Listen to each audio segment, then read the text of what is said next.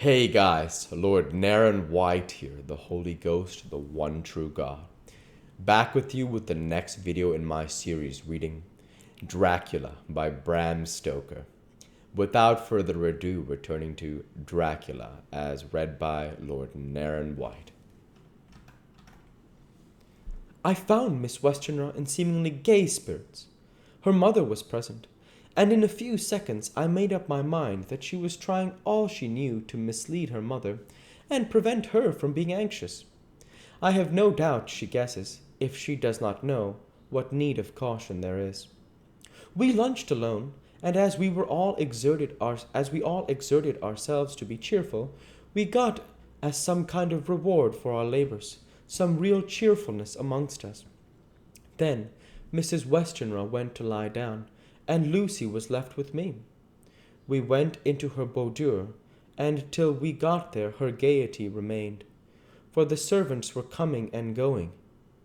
As soon as the door was closed, however, the mask fell from her face, and she sank down into a chair with a great sigh, and hid her eyes with her hand. When I saw that her high spirits had failed, I at once took advantage of her reaction to make a diagnosis. She said to me very sweetly, "I cannot tell you how I loathe talking about myself." I reminded her that a doctor's confidence was sacred, but that you were grievously anxious about her. She caught on to my meaning at once, and settled that matter in a word. "Tell Arthur everything you choose. I do not care for myself, but for him, so I am quite free." I could easily see that she was somewhat bloodless, but I could not see the usual anemic signs. And by the chance I was able to test the actual quality of her blood.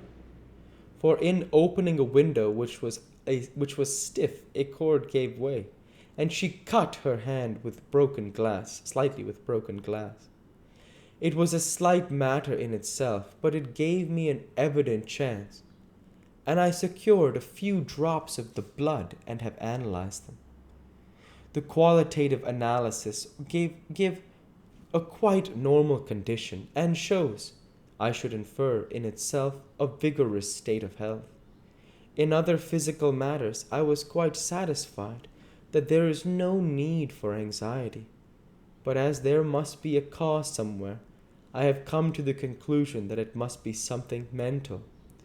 She complains of difficulty breathing satisfactorily, at times, and of heavy, lethargic sleep, with dreams that frighten her, but regarding which she can remember nothing.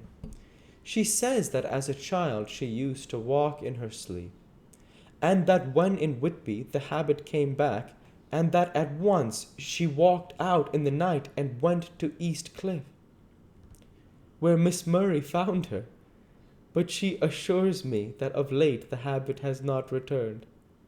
I am in doubt, and so have done the best thing I know of. I have written to my old friend and master, Professor Van Helsing, of Amsterdam, who knows as much about obscure diseases as anyone in the world. I have asked him to come over, and as you told me that all things were to be at your charge, I have mentioned to him who you are and your relations to Miss Westenra. This, my dear fellow, is in obedience to your wishes, for I am only too proud and happy to do anything I can for her. Van Helsing would, I know, do anything for me for a personal reason, so no matter on what grounds he comes, we must accept his wishes. He is a seemingly arbitrary man, that is, because he knows what he is talking about better than anyone else. He is a philosopher and a metaphysician, and one of the most advanced scientists of his day, and he has, I believe, an absolutely open mind. This with an iron nerve and a temper of the ice brook, and indomitable resolution, self-command, and toleration exalted from virtues to blessings, and the kindliest and truest heart that beats. These form his equipment for the noble work that he is doing for mankind, work both in theory and practice, for his views are as his all-embracing sympathy. I tell you these facts that you may know why I have such confidence in him. I have asked him to come at once. I shall see Miss Westenra tomorrow again. She is to meet me at the stores, so that I may not alarm her mother by too early a repetition of my call. Yours always, John Seward. Letter: Abraham Van Helsing, M.D., D.Ph., D.Lit., etc., etc., to Dr. Seward. Seward. 2 September. My good friend, when I received your letter, I am already coming to you. By good fortune, I can leave just at once, without wrong to any of those who have trusted me. Were fortune other than it were bad for those who have trusted, for I come to my friend when he call me to aid those he holds dear. Tell your friend that when that time you suck from my wound so swiftly the poison of the gangrene from that knife that our other friend, too nervous, let slip, you did more for him when he wants my aids, and you call for them, and all his great fortune could do. But it is pleasure added to do for him, your friend. It is to you that I come. Have near at hand, and please it, so arrange that we may see the young lady not too late on tomorrow, for it is likely that I may have to return here that night. But, if he need be, I shall come again in 3 days, and stay longer if it must. Till then, goodbye, my friend John. Van Helsing. Letter: Dr. Seward to Honorary Arthur Homewood. 3 September. My dear Art, Van Helsing has come and gone. He came on with me to Hillingham, and found that, by Lucy's discretion, her mother was lunching out, so that we were alone with her. Van Helsing made a very careful examination of the patient. He is to report to me, and I shall advise you, for of course I was not present all the time. He is, I fear, much concerned, but says he must think.